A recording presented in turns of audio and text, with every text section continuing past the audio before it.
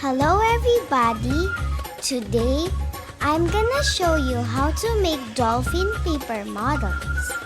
So, let's start. First, cut each part along the dotted line and fold along it. 2.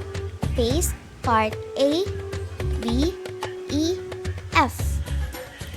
Paste D on E at the right place.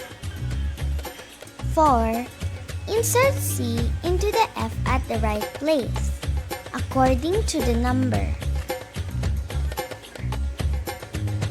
You will see different line styles for folding.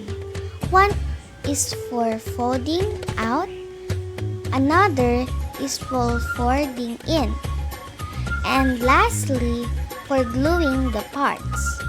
It's good to use glue, but it's faster if you use double-sided tape. Now it's done. I also have other models of other sea animals. Thank you for watching!